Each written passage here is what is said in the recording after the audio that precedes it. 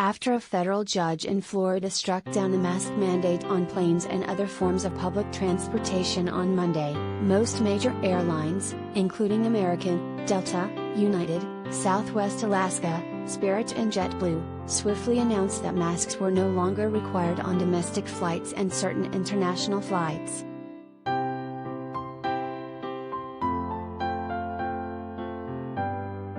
While some passengers are thrilled that they no longer need to wear masks, many others are concerned about the safety of using mass transportation among a bunch of maskless strangers.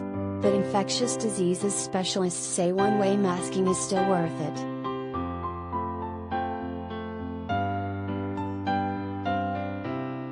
We like to think of situations as being safe or unsafe, but the question of masking effectiveness falls onto a gradient, said Dr. Andrew Handel, a pediatric infectious diseases expert at Stony Brook Children's Hospital.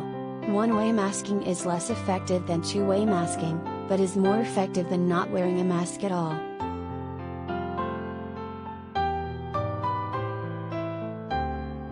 How much are you protected from COVID-19 if no one around you is wearing a mask?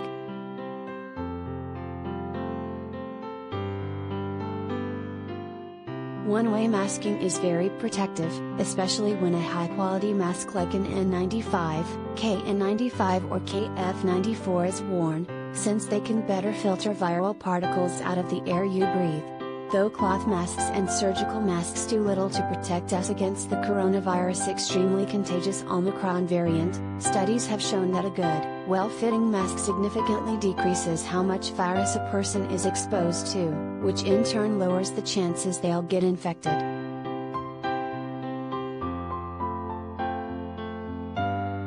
With Omicron, better masks such as surgical or higher are preferred, said Dr. Amesh Adalia, an infectious diseases expert and senior scholar at the Johns Hopkins University Center for Health Security.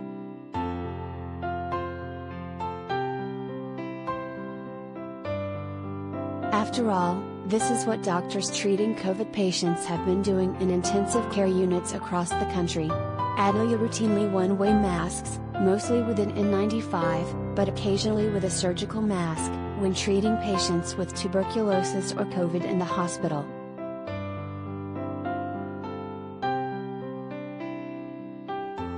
It is very safe and the norm, Adalia said, adding that the same applies to the general population.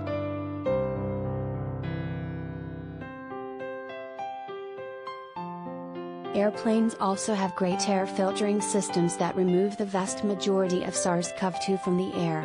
This makes flying safer than many other crowded indoor activities where masks haven't been required, according to Adalia.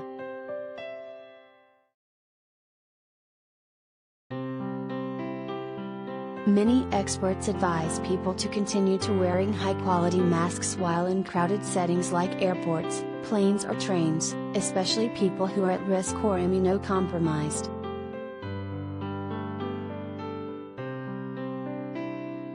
I would recommend an N95, KN95, FFP2, KFN94 or double masks, surgical plus cloth, on public transportation if patrons want less exposure, per the physical science studies, said Dr. Monica Gandhi, an infectious diseases specialist with the University of California, San Francisco.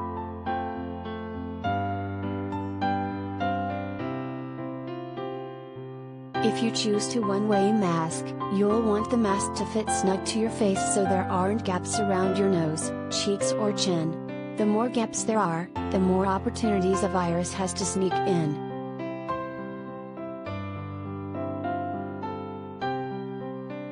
What can parents with young kids do when it comes to masking on planes or in airports?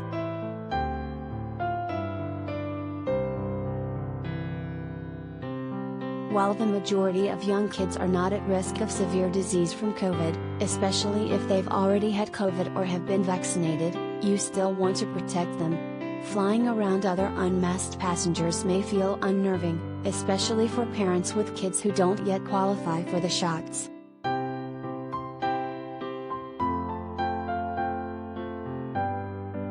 Each parent will have to consider their child's health when determining whether they should mask while traveling.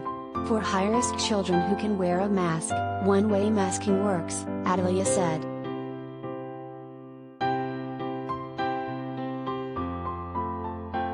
Experts also recommend turning on the air vent above your seat to keep filtered air flowing around you.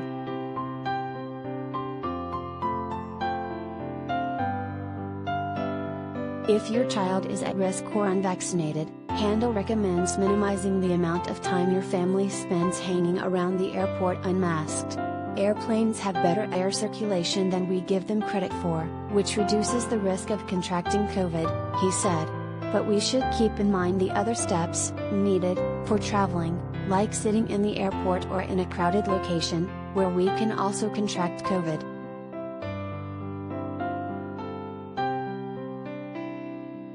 Additionally, making sure that family members are vaccinated will help keep young kids safer from getting infected.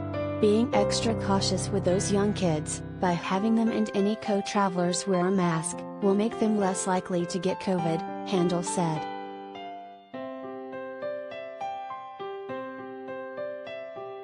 Vaccination is still the best way to stay healthy, and other mitigation measures help.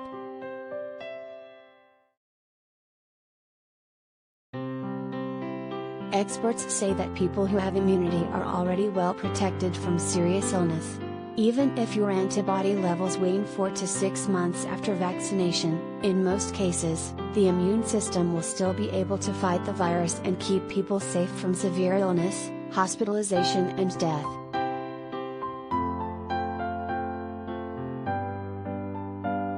I think for healthy people who are vaccinated or have prior infection, that they can consider themselves heavily protected against what matters most, severe disease, Adelia said.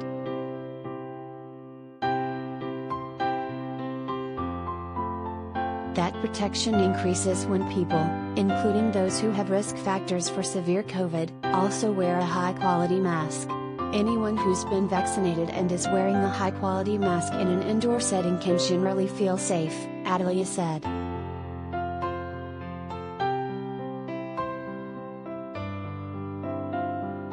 Experts are still learning about COVID-19. The information in this story is what was known or available as of publication, but guidance can change as scientists discover more about the virus. Please check the Centers for Disease Control and Prevention for the most updated recommendations.